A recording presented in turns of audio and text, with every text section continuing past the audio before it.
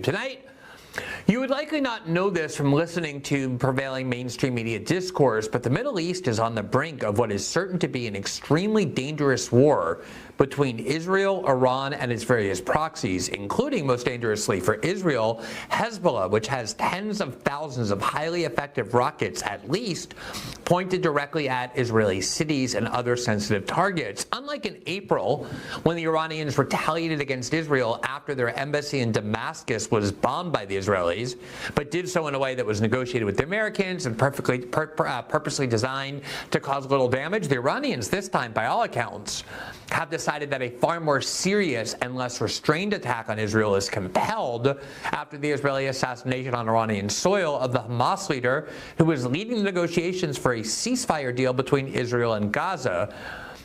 If the Iranians do what they are claiming to everyone they intend to do, this would not just be a war between two other foreign countries on the other side of the world. This would very much be every bit as much of an American war as an Israeli war, given that the Biden White House, whatever that means these days, has vowed to intervene in the war on the side of Israel and has already deployed major American military assets to the region specifically for that purpose. Now, all of this is happening while the sitting American president is, according to his own party, mentally addled and incapable of processing complex information.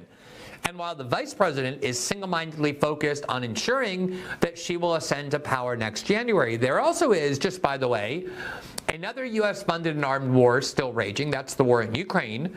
And the Russians there have been steadily advancing, consolidating their advantage over Kiev, weakening the Ukrainian front line even further, and virtually ensuring that they will be the winner of that war one way or the other. All of this, but especially the imminent escalated conflict in the Middle East, that will involve, at a minimum, the U.S., Israel, and Iran, deserves far more attention and analysis than it has gotten. And as a result, we will spend this evening talking to what we believe is one of the best and most insightful foreign policy and international relations analysts that we know. That is the University of Chicago professor John Mearsheimer, who is also the co-author, very relevantly, of the 2007 book entitled The Israel Lobby, about the powerful way that role that lobby plays in shaping U.S. policy in the Middle East. An interview taped earlier today with Professor Mearsheimer, just before the show aired, we spoke to him about all of these crises, the role of the 2024 election and what effect that could have on them, and what the motives of each state actor are in the Middle East, as well as Russia and Ukraine. Our interviews with Professor Mearsheimer are always among our most watched episodes, and for good reason. He has proven over and over to be extremely prescient and insightful in his analysis of Ukraine, Russia, Israel, and the broader Middle East, as well as U.S. domestic politics, largely because of his refusal to simply mindlessly accept and then recite establishment dogma and Western propaganda the way the vast majority of American academics do. I am convinced that our discussion with him this evening is among the most illuminating we have done with him, and we are excited to show it to you.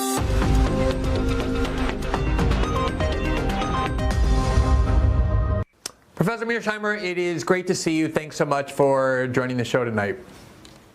My pleasure, Glenn. So just as a preface to our conversation, I just wanted to let you know, last night, twice a week, we have an after show after our live show here on Rumble for our members and subscribers, and one of them said, why is it that every time you have Professor Mearsheimer on, you don't actually talk about China? I'm really interested in hearing the two of you talk about China. And I explained that every time you come on, I always have a long list of things I want to ask you, and China's always on them, but unfortunately there are major national security crises very imminent, either exploding or about to explode, and I feel compelled to talk to you about those, and that seems to be the case right now as well. So maybe one day we'll sort of set aside a bunch of time to talk about China, or maybe we can get to it time permitting. But let's begin where we should obviously begin, which is in the Middle East. I think the last time you were on, it was after Iran responded to the Israeli bombing of their embassy in Damascus with what was designed to look like some sort of major retaliation, but was in fact designed by the Iranians to be of great restraint, of sort of a type of attack that could easily be intercepted, maybe not to the extent that it was, but certainly it wasn't their most advanced or sophisticated weaponry that they used. I think a common theme over the last 10 months since the October 7th attack has been your view that the reason you may not be as concerned about a kind of regional conflagration is because you always point out neither Iran nor the U.S. wants a major war between Iran and Israel. This time, though, the Iranians are at least saying that they have to go much further than they went the last time, that it can't be a sort of performative response. What do you expect the Iranian response to be this time? Yeah, I agree with you, Glenn. I think that if you go back and you look at what happened in April, it was not only the Iranians who worked to limit the attack, the Iranians actually coordinated with the Americans. Because, as you say, both the Americans and the Iranians wanted to avoid a war that involved the two of them fighting each other. This is a very different story. The Iranians have made it clear that this time they're not going to work with the Americans to limit the attack, and they're really going to try to slam Israel. Exactly what that means is hard to say, but I would imagine that they will launch a much more forceful attack this time than in April, and I wouldn't be surprised if it comes in multiple waves. And very importantly, the last time we were able to convince the Israelis to limit their retaliation on April 19th. This is after the Iranians struck on April 14th. On April 19th, the Israelis retaliated with a minor strike, and that was in large part because we convinced them to do that. I don't think that will be the case this time. So I think what you're talking about here is a situation where Iran slams Israel and Israel slams Iran back, and then in all likelihood the Iranians will retaliate, and in all likelihood the Israelis will retaliate. So you'll go up the escalation ladder. That's what it looks like at this point in time. I hope that doesn't prove to be the case. And with regard to the Americans, I think we're basically caught in the middle because we are committed to helping to defend Israel. Israel cannot defend itself, as we saw the last time in April. They need the Americans, and we have promised that we'll be in the fight with them. So the Iranians and the Israelis look like they're headed for a major conflict, and we're caught in the middle. I guess why that jars me a little bit to hear you say is that in the past, whenever I've been very concerned about escalation in the region, you've sort of come on to give some assuring words that it's unlikely, that no one really wants that. Certainly the Americans don't, the Iranians don't. And it appears like this time you're somewhat saying the opposite, that you kind of expect a very dangerous conflagration. And I'm not saying that means that you expect it to be some unlimited escalation, although it appears that you're suggesting that that's quite possible. And as you say, this is not a war between two other countries on the other side of the war. This is a war that the United States government, whatever that means at this point, has explicitly said it's going to intervene and defend Israel, has already deployed major military assets to the region to do so. Why? This seems like that should be one of the only things people are really talking about, and it seems like it's not really forefront on most people's minds. Is that your impression as well? Yeah, I think that that's true. I think most people are not paying serious attention to this, and they can't imagine what the consequences are going to be.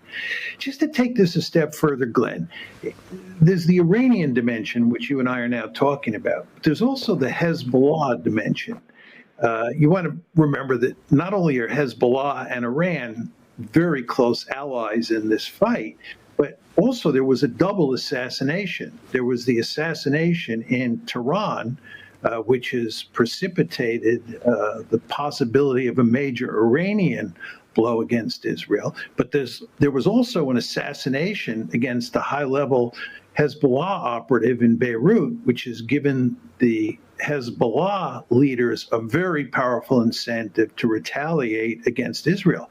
So it is easy to imagine a war breaking out between Hezbollah and Iran on one side and Israel and the United States on the other side. And if you just talk about Hezbollah, Hezbollah has somewhere they now say between 150,000 and 200,000 rockets and missiles aimed at Israel, many of which are highly accurate. I mean, the amount of damage that a missile force like that could cause is truly great. And the Israeli Iron Dome system is not going to be able to deal with many of those incoming missiles or rockets. And the same, by the way, is true with the ballistic missiles coming in from Iran. So I think that Israel is really going to get slammed in the event that you have a war that escalates between both Hezbollah and Iran on one side and Israel on the other side. And I sometimes say to myself, I wonder what the Israelis are thinking here. Why are they at all interested in going down this road? From a strategic point of view, it just makes no sense at all. And then you say to yourself, well, the Israelis may invade Lebanon. They can't invade Lebanon. Their army is worn out from what's happening in Gaza. There's just all sorts of evidence of that coming from the Israeli side. They don't have an army that can go into Lebanon and eliminate this threat. So they're just in really deep trouble. And what do? In response to this situation? They just keep digging deeper. And it befuddles me as to what they're thinking. I want to get back to that very, very quickly, but before we get to the Israeli perspective, I just want to stick a little bit more with the Iranian perspective, because the huge looming reality for Iran is that the country they want to attack or retaliate against has nuclear weapons, and Iran does not. And we interviewed a professor who's a political scientist and historian about the use of nuclear weapons and why there hasn't been a repeat use since 1945. Yesterday was the 79th anniversary of the bombing of Nagasaki and Hiroshima.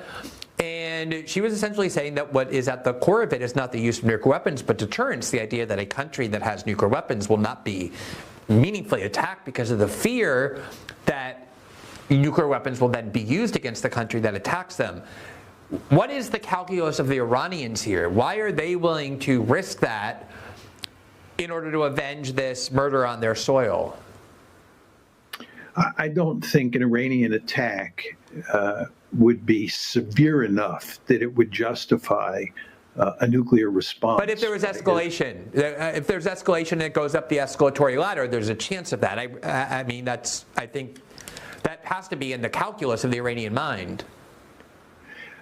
I think it has to be in the calculus. The question is, does it loom large or not? And I would think that they believe it doesn't loom large at all, that the Israelis are not going to use nuclear weapons. It is such a drastic step.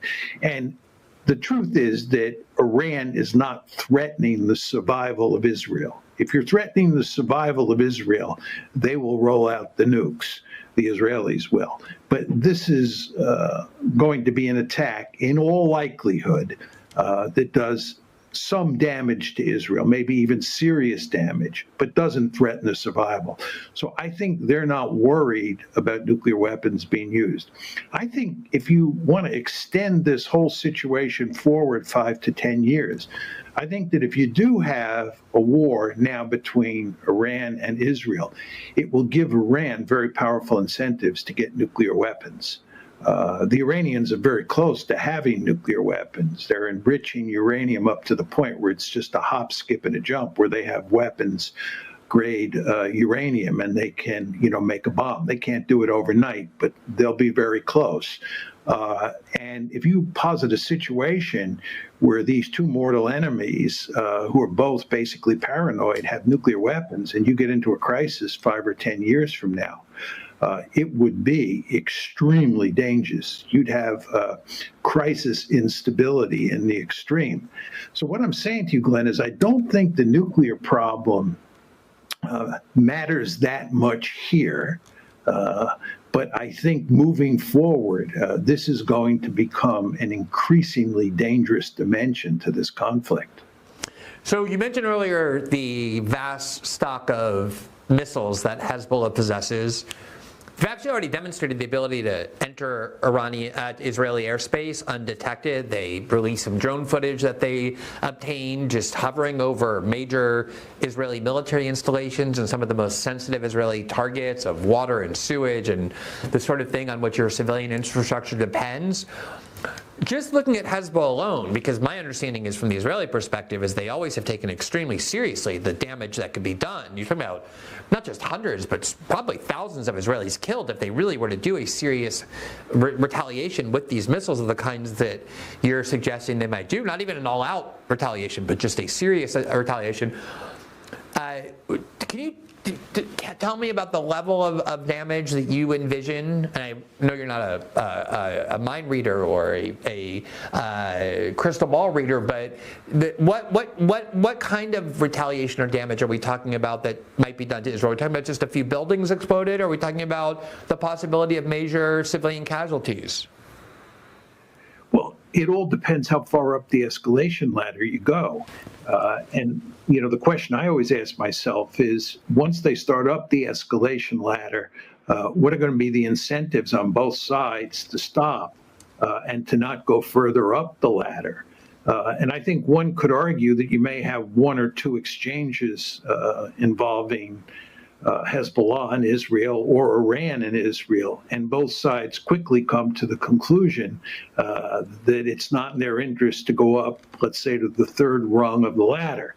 And I think the Americans will be deeply committed from the get-go to preventing both sides, whether you're talking Hezbollah versus Israel or Iran versus Israel, to keep it limited, to put an end to it as quickly as possible. We don't want to see a major escalation. We don't even want to see the war start. So we'll do everything we can to cap the volcano.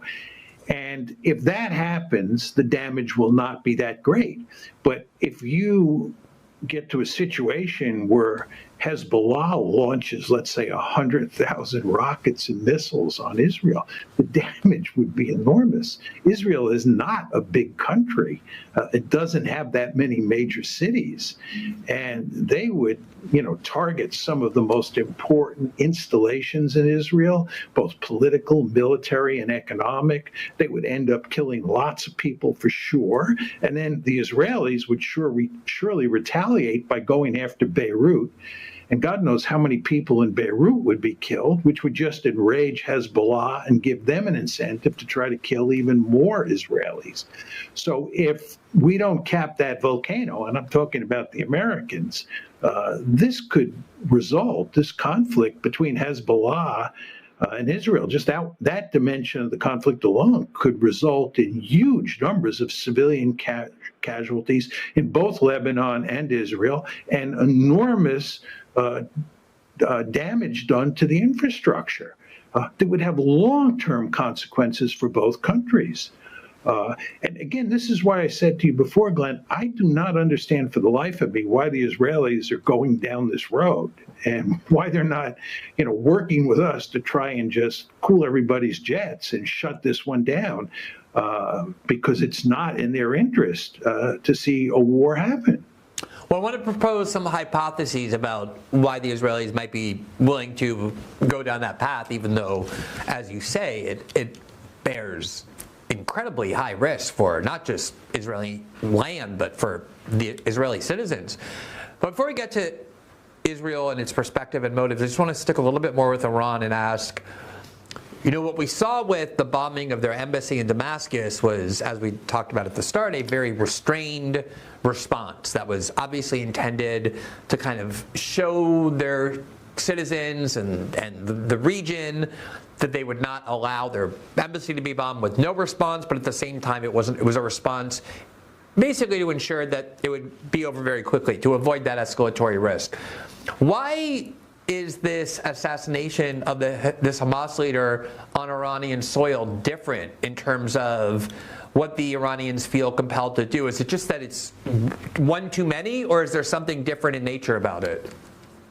Well, it is a case of one too many. The first time the Israelis did it, I'm sure that we told them that we understood their position. Let's work out some sort of arrangement where your attack on Israel is limited, and we'll do what we can to make sure Israel's counterattack on Iran is limited, and that will put this behind us.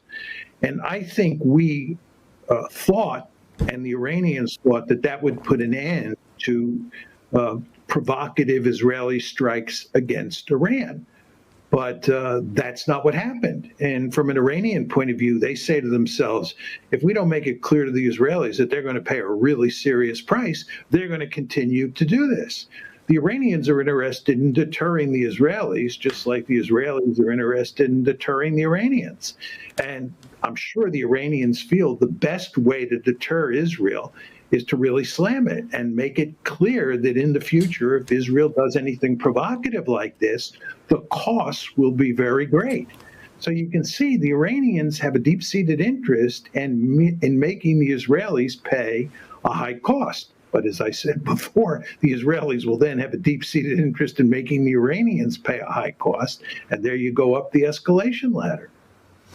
So typically, I think what is foundational to your analysis of foreign policy and international relations is that you have an understanding, or you try to develop an understanding about the rational strategic interest and motives that particular leaders have and how they respond to threats to their country or perceived threats, and sort of the dynamic of power that forms it. And what I understand you to be saying here is that although you are able to ascertain with some degree of clarity what the motive of Iranian leaders are, you're not able to understand the motives of Israeli leaders in terms of why they were willing to embark on a path of this sort, which, for all the talk about Iran and the West and this propagandistic framework being some insane, irrational, religiously fanatical country, the reality is that everyone in that region knows the various rules and the frameworks, and they've been around each other for a long time. Everybody understands that what the response has to be. The Israelis, I assume, understood what they were doing when they carried out this assassination. So before I offer some hypotheses, including based on my interview earlier today with Israeli human rights group, B'Tselem, and who said some pretty dark things and disturbing things about the tenor of Israeli discourse right now, what are the possible theories for what is motivating Israeli officials and leaders to embark on this course? Well, Glenn, it's a tricky issue here because, we refer to Israeli officials, but if you look at what's happening inside of Israel, it's quite clear that there's a huge battle taking place between the Israeli military and intelligence establishment on one side and Prime Minister Netanyahu on the other side. There are a good number of people who think that Netanyahu's policy in Gaza, for example, is misguided, and that the Israelis should agree to a ceasefire right now. We're not talking about a bunch of pussycats here. We're talking about people at the highest levels of the Israeli military, the IDF, and the Israeli intelligence community. But Netanyahu himself and a number of the ministers to his right are not in favor of doing that. They do not want a ceasefire. They want to continue the war in Gaza. And I think the same thing is true with regard to picking a fight with Iran. I think there are a good number of officials in Israel who think this makes no sense at all. But Netanyahu does not believe that. As best I can tell, his basic view is, when Israel's in trouble, the best solution is to use the gun, to escalate militarily. And historically, the Israelis could get away with this. I mean, we can talk about how the world has changed in a way that's to the detriment of Israel in this regard. But in the old days, the Israelis relied very heavily on their military, and that military was capable of winning quick and decisive victories, whether it's 1948, 1956, 1967, 1973, right? In those days, The Israelis had a military that was capable of solving problems quite quickly and quite effectively. But that world has gone away. And as you and I discussed in the first part of this show, it's hard to tell a story where the Israelis use military force against Hezbollah and against Iran and come out with a victory. And if anything, it looks like they're going to pay an awful price. Before we get to a little bit more on the Israeli motive, what about the fact that they are already caught up in a major, urban warfare battle for the last 10 months? By all accounts, Israeli reservists and people in the military are sort of exhausted. I mean, they've been fighting a major war for 10 months now and counting. There's battles between Orthodox Jews and civil society about whether they should have to enlist in the military. How does that affect the ability of the Israelis to fight on a completely different front or multiple fronts regarding Hezbollah and Iran?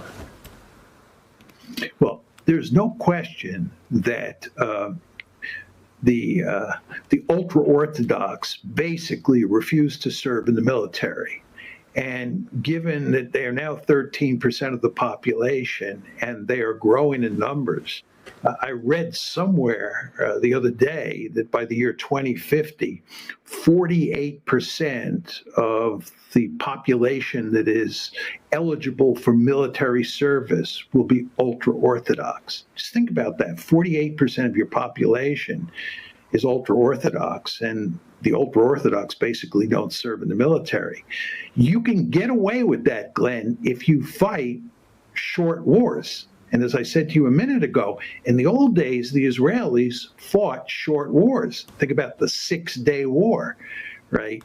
But this is not a short war. And if you think about what we're saying here, we don't see any end in sight to these conflicts, right? And if you have a military that's heavily dependent on reservists, you're going to wear those reservists out. And at the same time, you're not going to be able to call on a reasonably large slice of your population. It's now 13%, but the number will increase over time to serve in the military, to help out those existing reservists. So the Israelis have a real manpower problem inside their military that looks like it only gets worse with the passage of time. And this creates huge problems for the IDF. But the other dimension to this, which has nothing to do with manpower, which is of tremendous importance, is the coming of missiles. In the old days, missiles just didn't matter very much. They were not irrelevant, but they didn't matter all that much.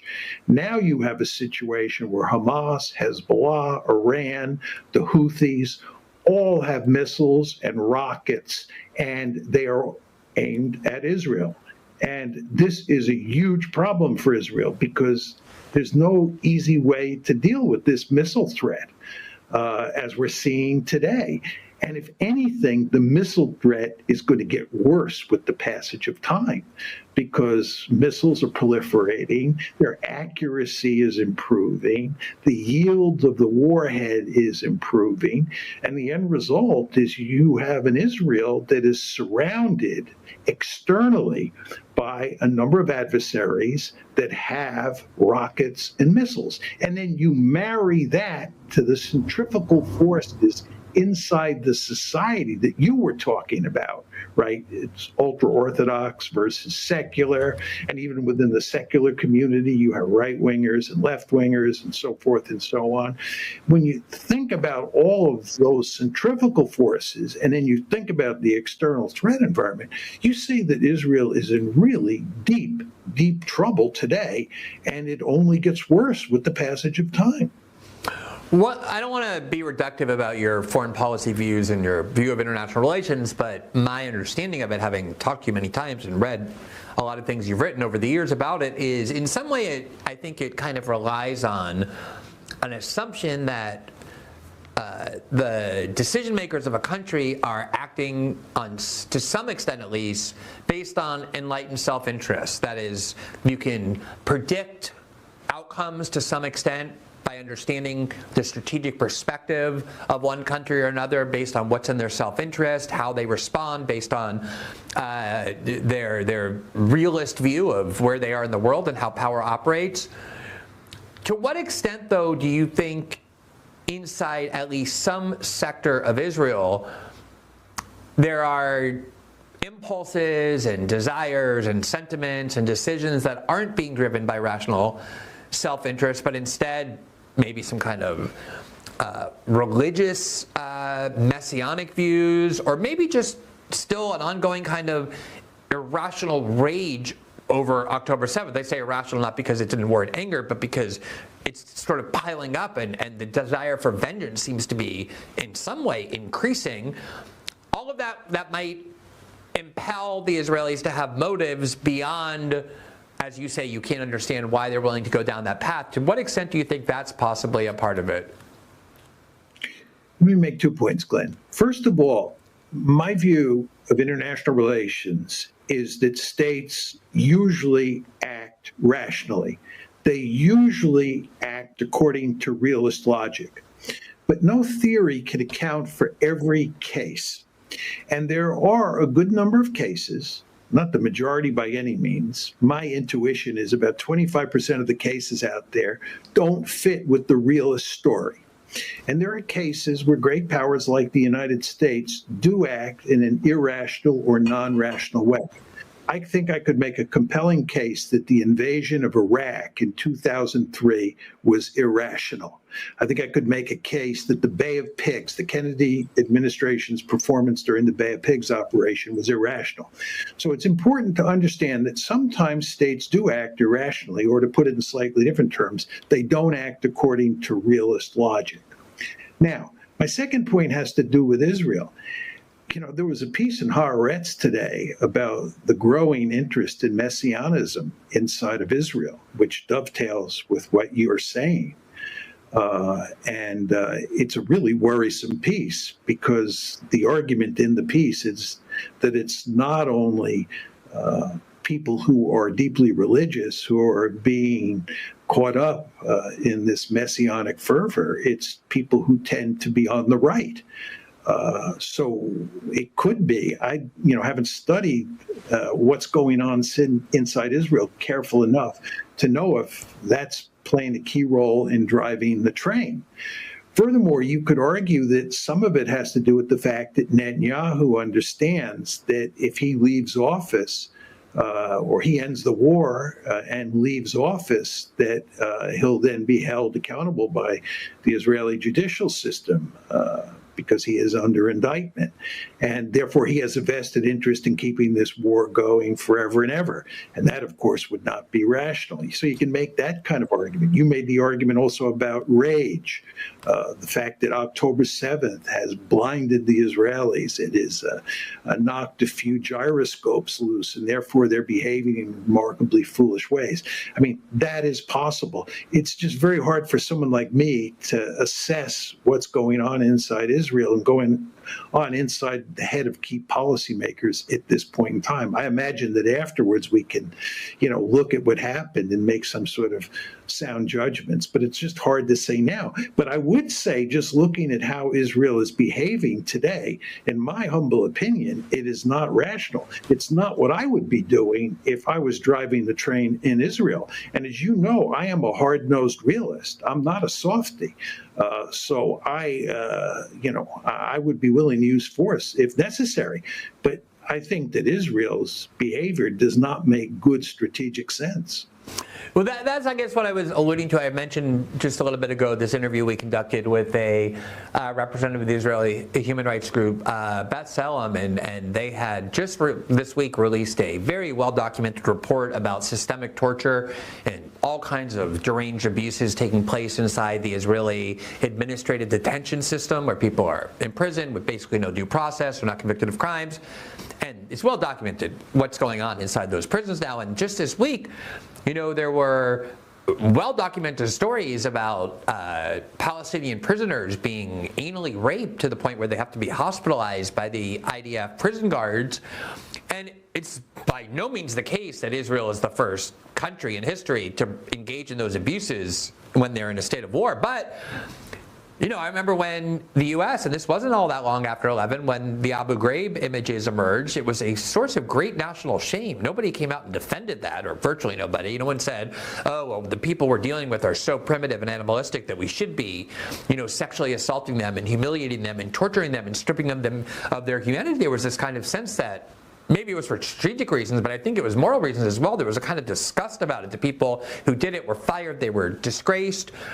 And now what you're seeing in Israel, I mean, even members of the Knesset went to the IDF base where some of those Israeli soldiers were detained who were responsible for the anal rape and tried to break into the base in order to object to the detention of the Israelis. You go and look at the most mainstream Israeli television networks, and you will hear on these programs people not denying that it's taking place, but justifying it, even calling for more of it, saying my only objection is that it's not done systemically by the Israeli state. We should be doing this as an instrument of torture and vengeance. They deserve it. That is some very dark sort of rhetoric, not on the corners or at the fringes, but very close to the mainstream of Israeli politics. And so I guess what I'm asking you, and I understand you're saying it's kind of hard for you to judge based on your distance and the fact that you're not in the middle of it, and I totally get that. I feel the same way. But have we seen things since October 7th from the Israelis that give you concern that some of that is at least at the steering wheel? Well, I think there's no question that the Israelis are doing absolutely horrible things to the Palestinians. But you want to remember that Israel has long been an apartheid state. And to run an apartheid state, you have to dehumanize the Palestinians. There's just no way around that. So the Palestinians have long been dehumanized, and they have been treated in the most ruthless ways for a long period of time. I think what happened is that after October 7th, that horrible treatment was jacked up even further, largely as a result of the shock of October 7th and the way it was portrayed in Israel. So I think this horrific behavior that you've seen since October 7th is really consistent with what was going on beforehand. Although I think what was going on beforehand, this is going to sound funny, but I think it's accurate, was not as horrific as what has happened since then. And this is, not altogether surprising. You talked about Abu Ghraib, but the better example to use, Glenn, has to do with what happened at the black sites to people like Khalid Sheikh Mohammed and the main perpetrators of the 9/11 attacks. The reason that you can't put those people on trial, as so many people would like to do, is that if you put them on trial, all of the information or lots of the information will come out about what the CIA did to them in those black sites. And under no circumstances does the CIA want that information to come out. That's why they destroyed those tapes, because it would probably make Abu Ghraib look like a picnic.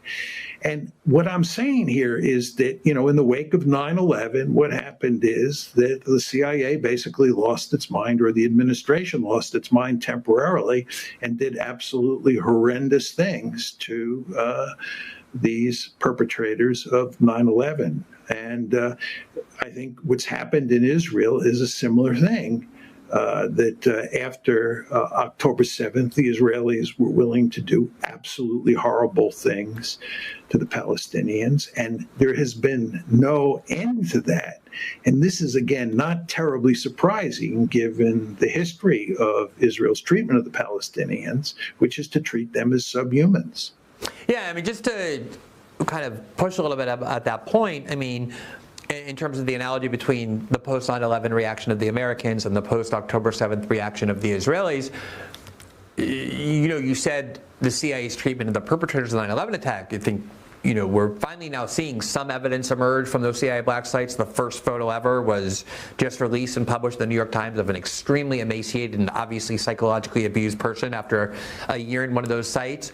But it turns out that a lot of those people who were put in Guantanamo, were transferred in the rendition program, or were not actually perpetrators of 9/11, but were utterly innocent.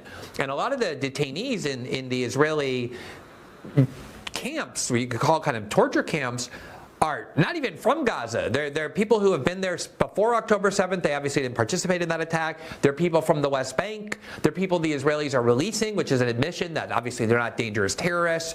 And they're the ones coming out and saying, we're being abused. I guess the distinction I'm drawing was that, I know, and I remember this so well, since this is really the first thing I focused on as a journalist, was there was always a sense of shame around what the U.S. was doing. I mean, they didn't want the photos released. They didn't want it to be known what we're doing. Abu Ghraib was the one time that it kind of made manifest, and we acted as though we were all horrified. Whereas that seems to be missing in a lot of Israeli discourse. I watched Israeli discourse over the last 2 weeks, and they were explicit. A lot, not I say they. I mean, a lot of them were horrified, but many were explicitly in favor of that kind of treatment, and even advocating that more of it be done, which is a kind of coarseness in mainstream discourse and a crudity and just a kind of, maybe you could say, evil that I don't think I've seen before from a democratic country. I agree completely, and I apologize for giving the impression that I was trying to equate the American reaction with the Israeli reaction. I agree completely. And just to buttress your point, just think about all the videos that Israeli soldiers are posting on sites like TikTok or X, where they are in those videos doing terrible things to Palestinians, and they're proud to post them. It's just horrible what they're doing, the Israelis are doing. And not just in terms of killing people or torturing people, but in terms of humiliating them as well. It's hard to believe the extent to which the Israelis are willing to humiliate innocent Palestinians. The idea that they're killing pregnant women and bragging about the fact that it's a 2-for-1 is truly disgusting. And I don't want to make light of that for 1 second. And I think in the United States at this point in time, if you did something like that, you would pay a truly serious price, as should be the case. So I do think in terms of the reaction of the publics in Israel and in the United States to this horrific kind of behavior, there is a significant difference. Right, and I guess the question is, how does that affect their behavior internationally, or in terms of war responses or foreign policy and the like? Let me just ask you a question about the broader region. In the wake of the Israeli bombing of Gaza, we saw a lot of populations in that region becoming quite agitated in opposition to the Israeli bombing of Gaza. A lot of these countries are run by U.S.-supported dictators, whereas the populations have much different ideas. The whole point of those dictators are kind of to keep the public sentiment in control and suppressed. But we've started to see some very large public protests in places like Jordan, other U.S. allies, to the point that it at some point looked like it may become destabilizing. What would be the impact of, say, an Israeli mass bombing campaign of Lebanon, or some broader regional conflict that escalates significantly from where we are now in terms of these other countries in that region as well? It's hard to say. I mean, you can easily imagine in Jordan the government being overthrown. I mean, roughly half, if not more, of the population in Jordan is Palestinians. Lots of those people were driven out, or they're descendants of people who were driven out of Israel in the various ethnic cleansings. So you could see the king being overthrown. Similar situation in Egypt. It might be the case, however, if the IDF were to, bomb Lebanon and destroy Beirut, that what would happen is that the king of Jordan and Sisi, who was the leader of Egypt, sided with the people against Israel. They just joined in the condemnation, and they both survived as a result. That's another possibility. It's just hard to say how it plays itself out. But the two countries that matter here, which are the two you went to, are Jordan and Egypt. And Jordan and Egypt have both had good relations with the United States, have had good relations with Israel. And this is in large part, by the way, a result of the fact that those are two economically bankrupt countries that depend on American largesse to keep them afloat. And that's the coercive leverage we have over both Jordan and Egypt. Right? It's economic leverage that we have. We tell Sisi and we told the king in Jordan that if they don't dance to our tune vis-a-vis Israel, we'll cut off the economic aid. And that will bring them both down. So these are two governments, the Jordanian government and the Egyptian government, that are remarkably pro-Israel, given that they're Arab states. And U.S.-supported Arab dictators, which is strange given how often we're told that we hate authoritarianism and tyranny and try to spread democracy everywhere in the world. I don't think we want that in either Jordan or Egypt, or places like Saudi Arabia or any country in that region, really. All right, let me ask you the sort of elephant in the room that's been hovering over everything we've been talking about since the start, which is the question of what this means for the United States. And just, I don't want to be glib about this, but the reason Joe Biden was forced out of the race was because his own party basically not only concluded, but made publicly very clear that they believe he's in a sort of state of serious cognitive decline, that was evident in the debate. We're talking about very complex and sensitive and highly consequential questions that an American president would be making that I don't believe, or doesn't seem like Joe Biden really can participate in the way that he could have before. And obviously the vice president is focused only on one thing, which is making sure that she replaces him and not Donald Trump. So who do you think are making these decisions, and does it really matter in terms of just, I don't know, questions about like democracy and stuff? Well, leaving aside the question of whether, this is democratic or not, I think the big question you have to ask yourself is, if Joe Biden were not the president, if Donald Trump were the president, or Barack Obama were the president, or Hillary Clinton were the president, would our policy since October 7th have been different?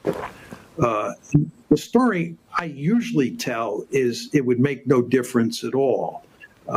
Because of the power of the Israel lobby. There's no American policymaker who could really play hardball with Israel, especially after October 7th. I have a number of friends who do believe that if Barack Obama had been president, he would have put significant pressure on Israel that would have had an effect on Israeli behavior. I actually don't believe it. I hope they're true. We're never going to get to run the experiment because we can only do it one time, and Joe Biden was in the driver's seat. But I would just say, as a general point, Glenn, it's hard to imagine any president really playing hardball with the Israelis, both before October 7th and after October 7th. And I think whether Trump comes back into the White House or Kamala Harris becomes the president, not much is going to change. I like Harris's rhetoric more than I like Trump's rhetoric on the Israel issue. But rhetoric is rhetoric. The question is, what happens when the rubber hits the road? And it's just very hard to imagine any American politician getting tough with Israel. And that's unfortunate, not only for us, but for Israel as well. Okay, so I agree with that, obviously. And given that, earlier when you were describing the risk of escalation, you were saying the United States is going to do everything possible to prevent or try to prevent the kind of escalation that might get very out of hand very quickly. And given that we have our own soldiers and seamen and airmen and the like deployed in the region, that incentive is even higher. But then the question becomes, given the proven unwillingness of the United States government to impose serious limits on Israel. How many times we've seen since October 7th the Israelis not only reject U.S. directions, even when Biden called things a red line, but humiliate the U.S. government by making very clear that they were the ones in control and not the U.S. What can the U.S. really do? I mean, if Israel is intent on a broader regional conflict, why would the U.S. have any leverage, since the U.S. has already made very clear that they're going to do everything necessary to side with Israel in the conflict? Yeah, it's a great question.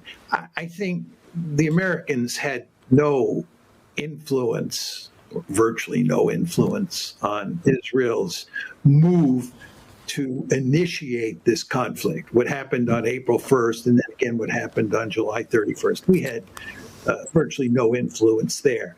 And we're going to get a war in all likelihood. The question is, can we, once that war starts, exercise coercive leverage over the Israelis? And my view is that once the war starts and you go up the escalation ladder, the Israelis will quickly develop an interest in putting an end to the conflict, because they'll see the cost, number one, and they'll see that if they go further up the escalation ladder, they're not going to win. There's no war-winning strategy here. And I think given that situation, we will be able to push the Israelis. Course is too strong a word, but we'll be able to push the Israelis hard, and the Iranians and Hezbollah, to reach some sort of agreement, some sort of ceasefire before things get even worse.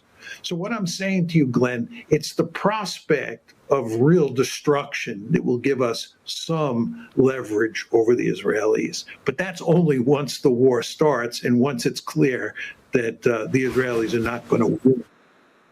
All right, I hope everyone understands why it is I have such difficulty getting to questions about China, given all these things that I would be very remiss if I didn't talk to you about. We've been going almost an hour, so out of respect for your time, I just want to ask you one question about that other war that, just by the way, is still raging and that the United States is still financing and arming, which is the war between Russia and Ukraine that is now in it's 2.5 years, going on to 3 years by the end of the election, by the time the next president is inaugurated.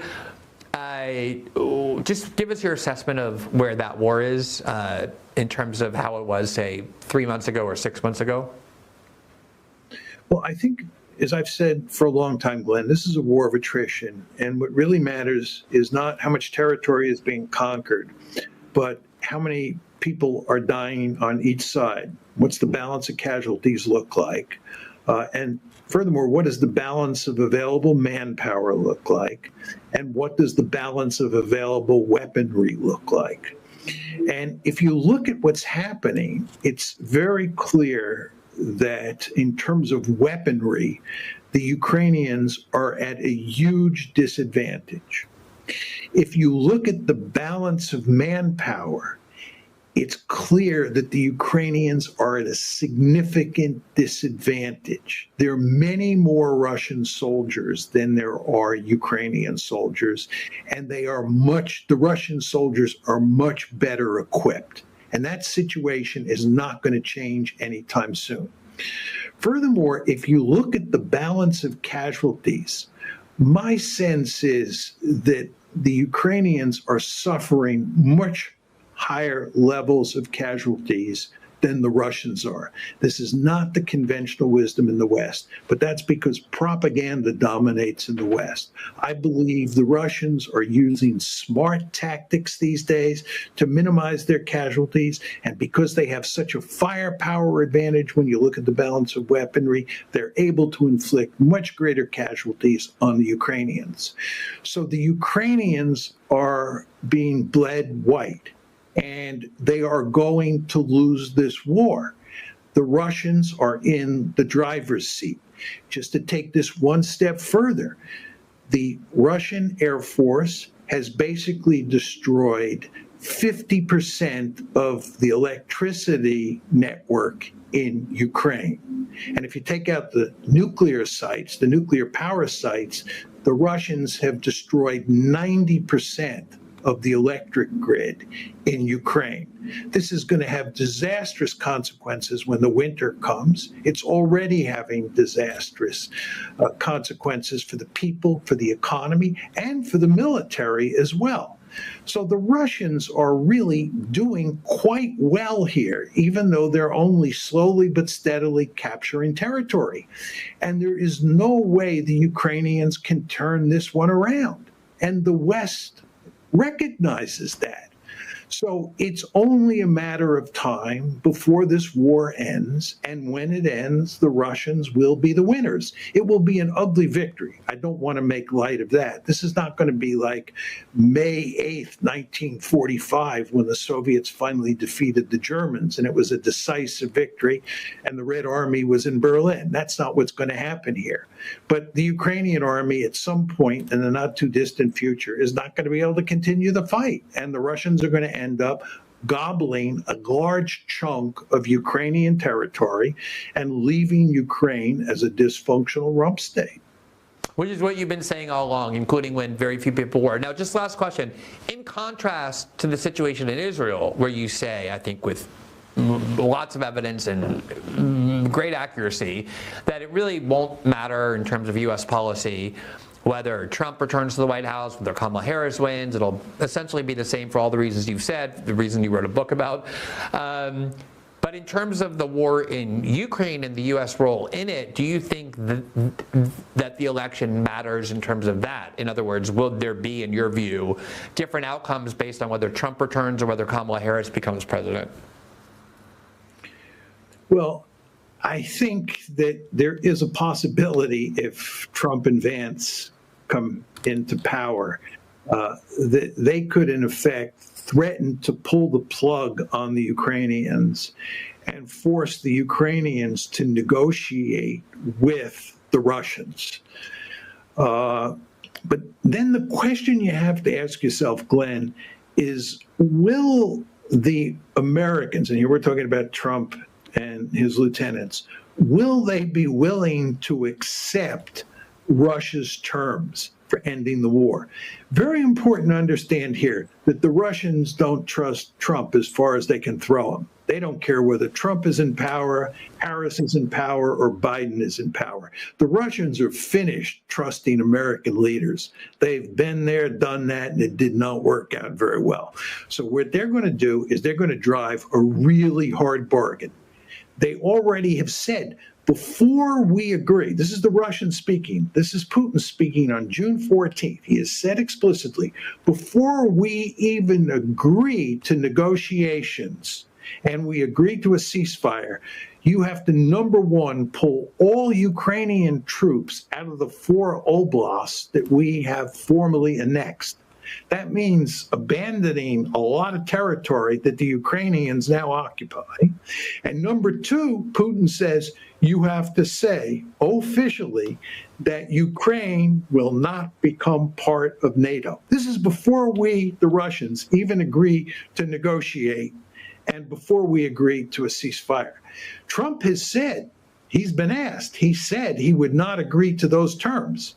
Now, he may have to agree to those terms to get a deal, which he wants once he is in the White House. I'm not sure he can do that. And if he can't do that, I think the war will just go on. The Russians are not going to accept a half-baked deal to satisfy Donald Trump. They're going to want the whole enchilada this time, as they should.